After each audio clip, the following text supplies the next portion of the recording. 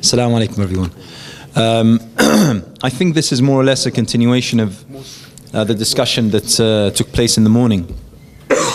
And I believe that Dr. Azmi has more or less covered most of what is there to say about particularly the Malaysian context. But let's go through just a few ideas and maybe some concepts so that we see this issue from a wider perspective. Because obviously we're talking about an issue that isn't restricted to Malaysia. It's not restricted to what we loosely term the Muslim world. It's happening in various guises. It's an issue that is being politicized like very little else. Whilst the issues that you're contending with and confronting here in Malaysia might be, as Dr. Ahmed Farouk Musa said, that particularly, for instance, the Shiite community in Malaysia, the Ahmadi, the Baha'i, and so on. I come from a part of the world where we have the problem of Islamophobia, and it's a rising problem. And again, there are many similarities. So I think it's important that we set the principles of how we understand these issues, how we deal with them, and how we move forward. And I'd also like to offer in the next few minutes some real life examples of how playing this particular card actually blows up in the face of the very same people who push this agenda. I'll come to explain this a little bit further in the next few minutes. The issue with minorities today is a global issue. Everyone talks about minorities, either in terms of minorities being a problem or minorities being persecuted and in need of protection against the overwhelming, the majority population. And unfortunately, overwhelmingly, both sides, whether those persecuting and oppressing and portraying the minorities in a negative light, or those calling for the protection of minorities, more or less that particular discourse and that particular narrative is done for political reasons. Very few voices that we are hearing today are voices that are altruistic, that are puritanical, that have no agenda behind them. And that's essentially where the problem lies. You see, because even when I'm calling for the protection of a particular minority from a political interest, in a sense I'm justifying the other side prosecuting minorities for political interests. So that's why I say that we need to set the perimeters right. And we need to understand the concept.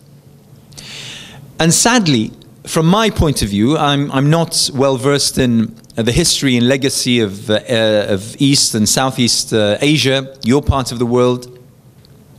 But I can definitely speak in terms of the European legacy on this.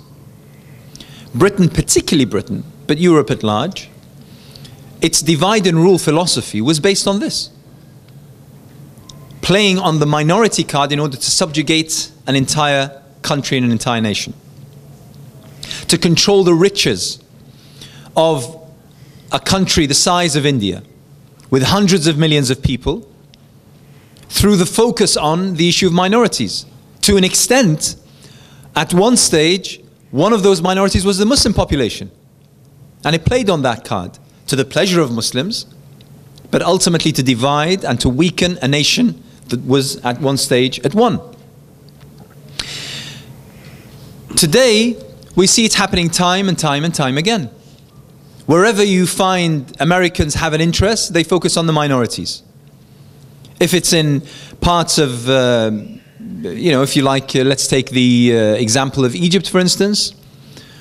The whole problem, I mean, if you were to believe everything that the Americans and mostly the Europeans have to say about Egypt, it's the whole problem with Egypt, a country of 90 million people, with an economy as failed as nothing that I can describe to you for decades, ruled by the military for decades, with a record on human rights as black as anything that you can imagine, failing on every single level.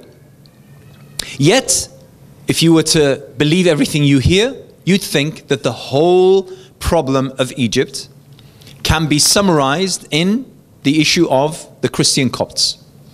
That's the only problem that Egypt suffers from. And if that problem was dealt with, everything would be fine. And that is part of the problem. When people ask me, I say, well, of course the Copts are being victimized. But then the 90 million Muslims are also being victimized. Everyone here is a victim of a failed state. Everyone is a victim of oppression. And to single out, you see, when we talked a little bit about equality or equity, part of the lack of equality is when I single out a particular victim for care and I leave the others. That's part of inequality and injustice. When I have 10 victims and I say, well, you know what, I'm going to focus on 2 and I'm going to leave the 8. That's part. I'm perpetrating an injustice. Although I'm claiming to uphold, you know, the rights and freedoms of those particular 2. So I'm not doing anyone a favor here.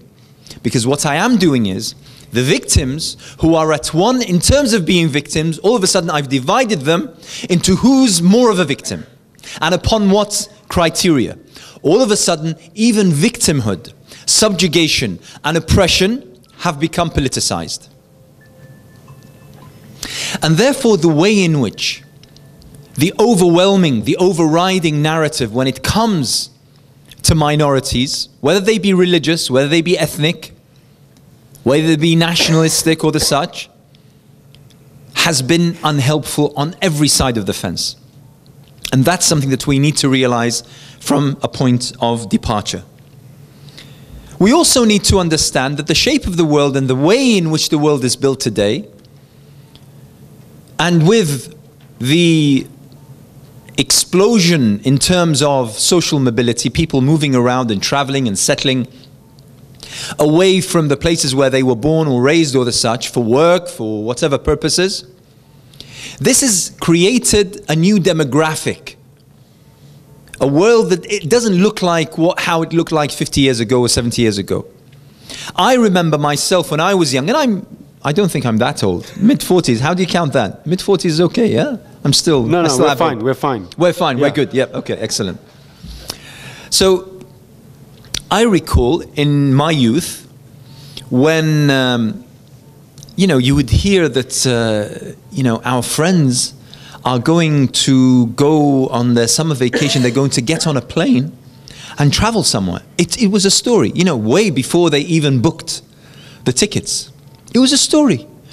And people, I recall till now, I recall friends of mine in school who would for years speak about the time that they got on a plane and they flew from one place to another. It would be a story that they would tell over tea and coffee and many evenings and they would be telling about every single step going through customs and how they were searched and the luggage that was lost and everything. I've lost track of how many trips I made last month. It's become something, the record numbers of people who are able to travel, who are able to go on holidays, who are able to move. This has resulted in, as well as intermarrying. I mean, we have record numbers of people marrying from across borders, from across ethnicities, as well as from across faiths, to the extent that the nationalists in Europe, and in Britain particularly, they come up with the statistics. I have no idea whether this is true or not, by the way. I have no idea. But what they say is, by the year 2050, there will virtually be no more whites, pure whites, in Britain anymore. Now, because Brits are intermarrying. They're marrying into Indians, into Afro-Caribbeans, into Asians, into, you know, it's what the youngsters like. My younger sister, for instance, an Arab, she married an Asian who comes from Burma. So, you know, with their children, how are you going to classify their children, for instance? You know, they're mixed. And that is the way that the world is shaping up. We have a new demographic. And we have to understand that we cannot continue to build our visions for our countries according to the monolithic, singular kind of aspect that we had 50, 70, 100 years ago. It simply doesn't work. For instance, in Britain, the Queen is described as the defender of the faith. And that is the, you know, Church of England, the Anglican Church. She's the head of that particular church. But recently, she's become known as the defender of the faiths in the plural, simply because Britain is no longer uniquely a Christian country. It's a Christian country in general terms, but uniquely it's not. And therefore, many choose to call the Queen the defender of the faiths. Because Judaism is part of British society, Islam is part of British society, Hinduism, Buddhism. It's claimed that London sees every single religion in the entire world practiced in London. So it's a country that thrives. This is not a point of weakness, by the way. This is a source of enrichment, a real asset. Britain counts itself as being a multicultural, multi-ethnic, and multi-faith country. And that is an incredible source of strength. If society was allowed to come together and to create those free spaces, safe spaces of debate and discussion and deliberation for the collective future of society, but also with the respect and acknowledgement and appreciation of each component of that particular society. However, if we were to play the card that we are different and hence we are at loggerheads and disagreement, then that source of richness, that diversity, will become a serious problem. And this, by the way, and whilst Dr. Azmi mentioned on the political as well as on the judicial and judiciary level, going into the constitution and the such, but I tell you and I assure you that this actually starts way before that, way before we get to the political or the judicial. It starts at the level of the narrative, at how we choose our words, how we tone the ideas that we have, how we formulate our ideas and those concepts into texts. Because I'll give you the example of my own country where I hailed from and originated from Iraq. I was born in Iraq. And although I never got to live in Iraq, I lived for my first 2 years and then my father had to leave as a political, someone who had to flee for his political thoughts. But I remained extremely close, and I have very close family in Iraq still.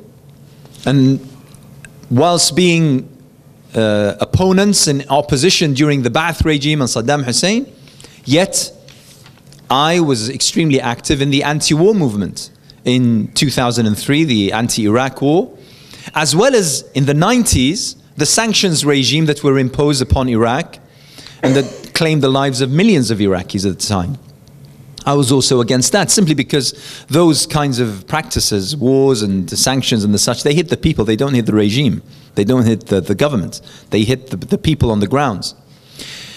Now, in order to justify the war in Iraq in 2003, if you were to recall back to the kind of narrative, the discourse, the rhetoric, the statements that were made by the likes of Tony Blair and George W. Bush at the time, Iraq was described as a country ruled by a minority Sunni population, subjugating and terrorizing a majority Shia population. That's how Iraq was described. And that's how Iraq was later shaped in the post-war and post-invasion and occupation era. Now, Let me tell you about Iraq before 2003. Iraq was ruled by a brutal regime, a dictatorial regime. A regime that was led by a family, the Saddam Hussein family, who were Arab Sunnis. During the decades since the Ba'ath regime came to power, virtually every single segment of Iraqi society was targeted, subjugated, and victimized. Every single segment of Iraqi society. Those who were more politically active in terms of their opposition were targeted harder. But apart from that, the regime, in a sense, had no religion. It had no faith. It had no ethnicity. It would do a deal with any sect, with any nationality, with any ethnicity, with any faith, as long as it served its own purposes and interests. And therefore, within the close circle of the Ba'ath regime, you'd find Saddam Hussein, who was an Arab Sunni, but his foreign minister and comrade for decades, Tariq Aziz, who was a Christian. And you'd also find the information minister. If you remember, the West termed him Comical Ali. Because he would stand in front of the journalists and say, "Why are you worried? There's nothing happening. All these are lies," and the American tanks would be moving just behind him. He was a Shi'i within the same circle of people. It's a rage. These dictators, they have no religion. Their only religion is their self-preservation. That's their only dogma. That's what they strive for.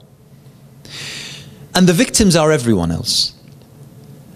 During those years, Iraq was a society that didn't identify itself along either ethnic or sectarian lines.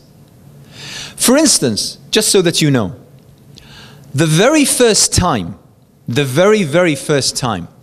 I was ever, I've been for years now appearing on media and shows and public debates and lectures. The first time I was ever described as an Arab Sunni was in May 2003, 2 months after the war in Iraq. And to be honest, when I was called to the lectern and I was described Anas al-Tikriti, so-and-so, an Arab Sunni, I almost stopped in my tracks. I almost fell off stage because it was the very first time I was described in those terms. I was never ever, I never identified along those terms. Never. I was an Iraqi. I was a Muslim. I was a Brit. I never identified along sectarian or along ethnic lines. In fact, I will tell you this, that one day I came and sat with my father. And I said, Dad, I want you to tell me, do we have any Shi'i members within our family? So he said, that's an interesting question. And we got a piece of paper and a pen, and he started listing, my aunts, my uncles, my distant cousins, my so-and-so. And it turns out that we had numerous members of our family who were Shi'i, Kurd, Turkmen, from various places around Iraq. Without us ever realizing this, without it ever becoming part of the thinking process. In fact, my closest maternal uncle was married to a Shi'i lady. I never knew that. I only realized this after I had this discussion with my father. His own sister, my father's own sister, was married to a Shi'i doctor. My sister-in-law, my wife's sister, is married to a Kurd, and so on. Iraqi families across the border intermarry. Now, my uncle, who is a Sunni, but married to a Shi'i lady, how do you count their children? What are they?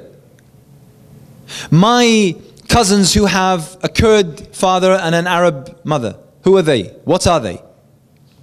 You can't draw a line between these societies. However, for political purposes, and in order to justify the war, the narrative needed to show that there was an oppressor and an oppressed.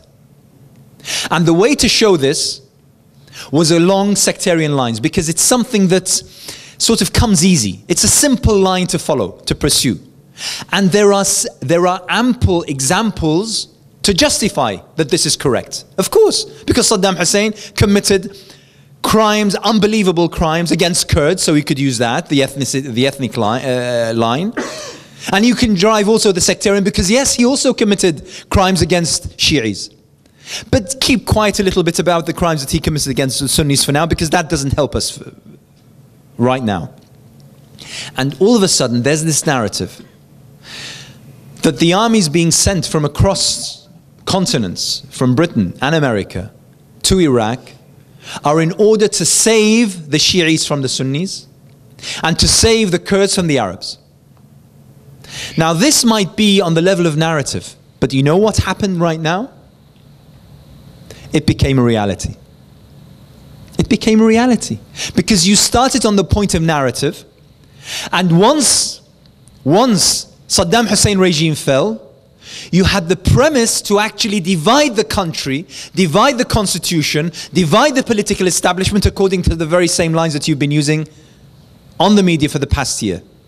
So all of a sudden, the issue of who's a minority and who's a majority, for instance, no one knows.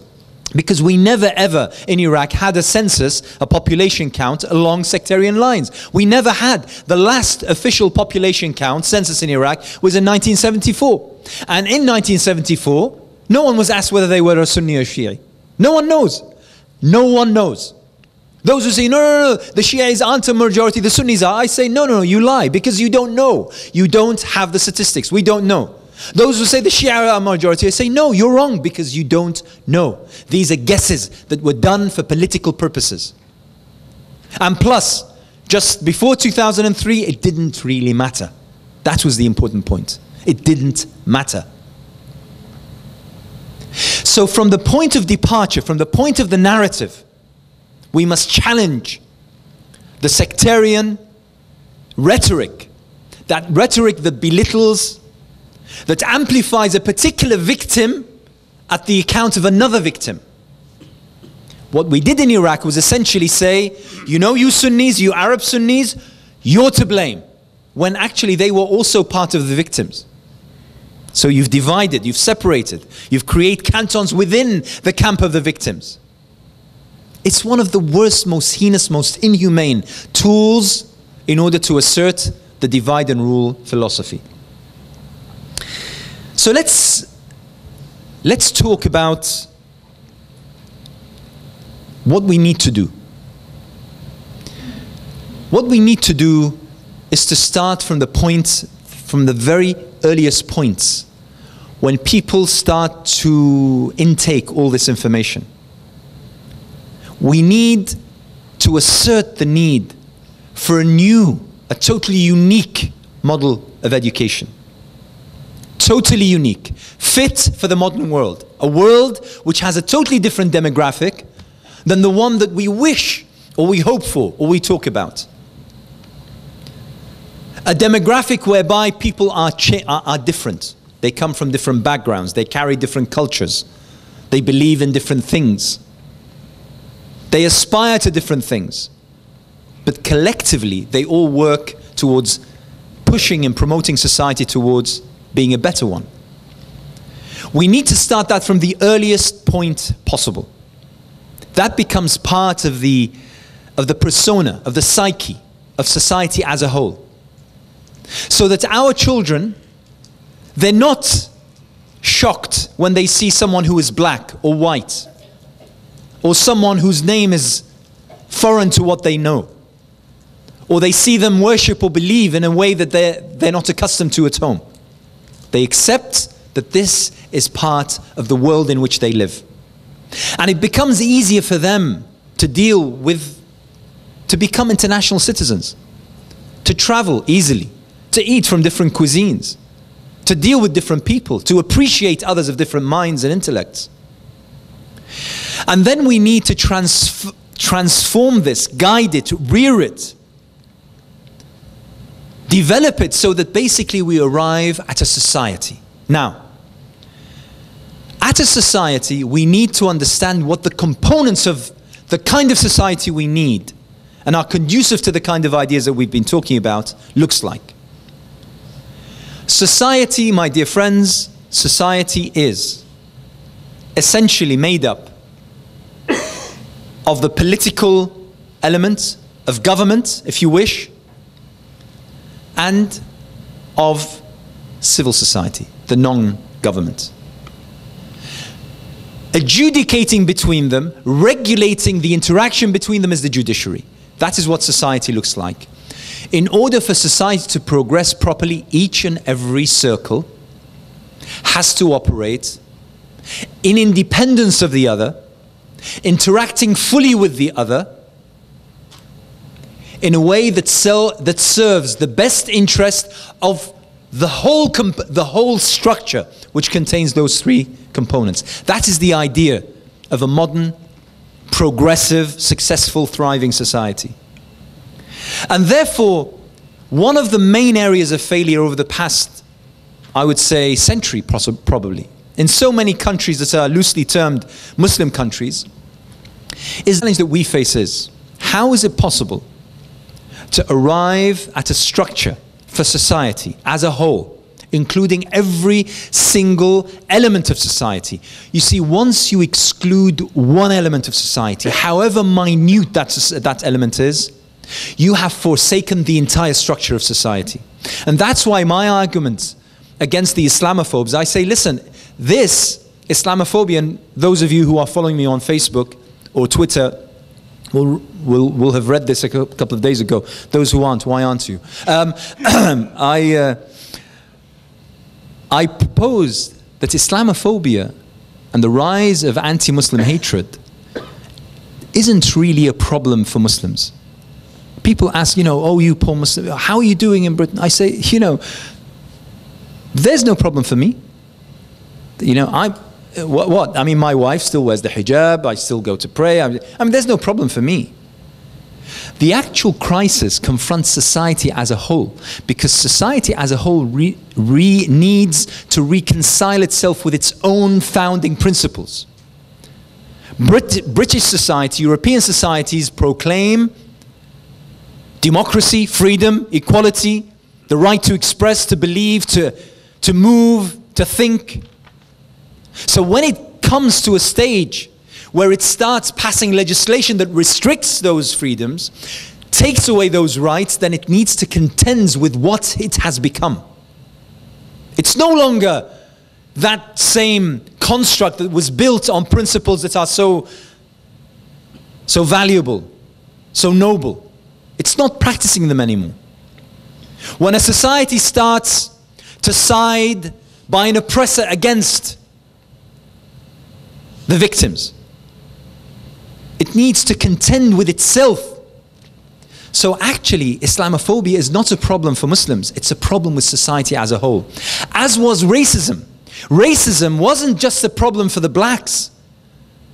It was all of society that needed to stand at a particular moment and take a deep and close look at itself and what it had become, which was totally inhumane at the time.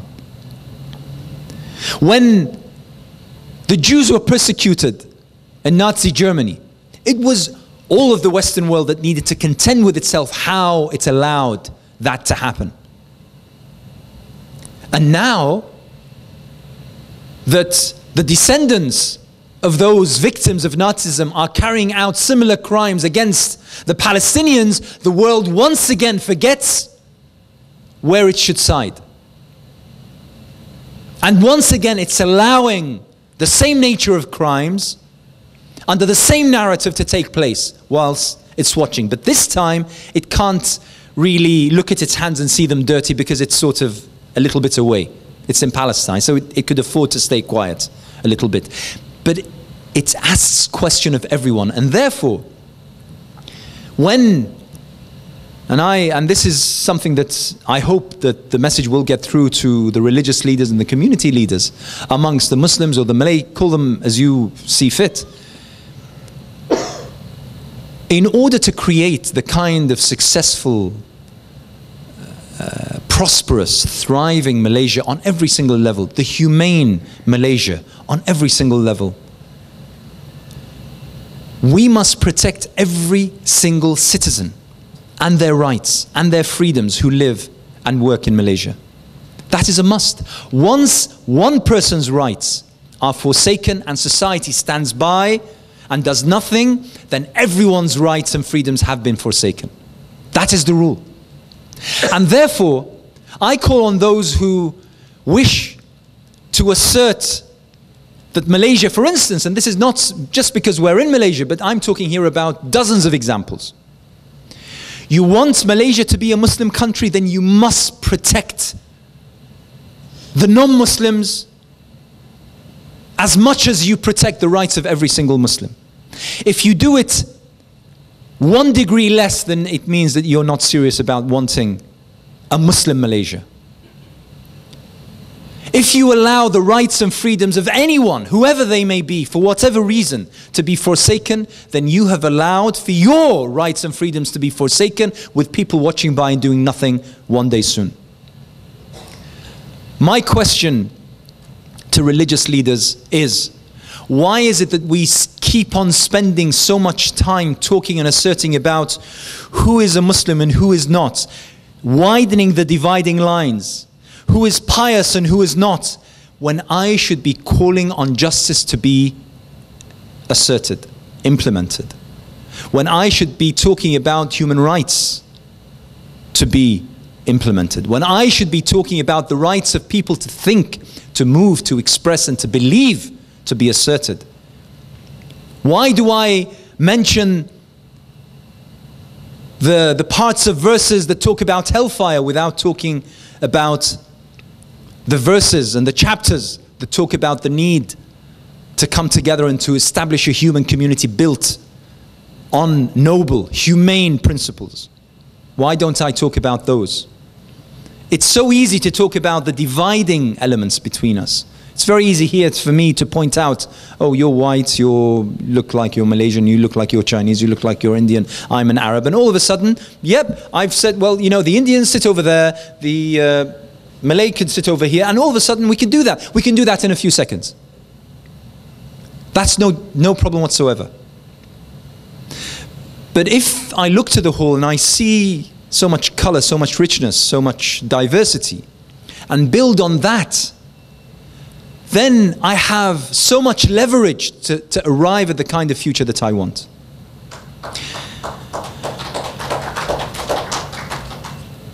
So I hope that with what Dr. Azmi has said, and the kind of ideas and concepts that I've tried to cover, and the examples, and I had several examples. I could also talk about Egypt, how in order also to control the masses, you know, the post and pre-coup in July of 2013, another label was introduced, and that is political Islam. Oh no, political Islam is bad. So all of a sudden, we're not all Muslims anymore, because what can you do about Egypt? I mean, Egypt, there are virtually no Shiites, for instance. I mean, there may be pockets of Shia. They're all Muslims and they're all Sunnis. And they're all Egyptians. I mean, it's not like Iraq where you have Persians and Kurds and Turkmens and the such. They're all homogenous. So, okay, so how do you divide those? Oh, the best way is to say, no, we're not all Muslims. There are some of us who are political Islamists. Whew. That's a dividing line. Oh, you're dangerous. You believe in a different God. You believe in something which is extremely dangerous, and all of a sudden you've divided the nation, you've weakened it. You've weakened it. So I hope that with these ideas and concepts, we can recreate those kinds of forums of debate, those free spaces where we can have a discussion.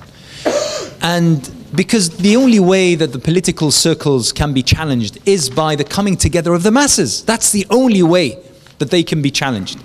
But we need to be serious about this. Are we serious about this? I personally have to say, I worry for the future of my children, because I'm seeing how things are descending. They're getting worse and worse, not better and better. So I worry now for my kids what kind of world they're shaping up to live in.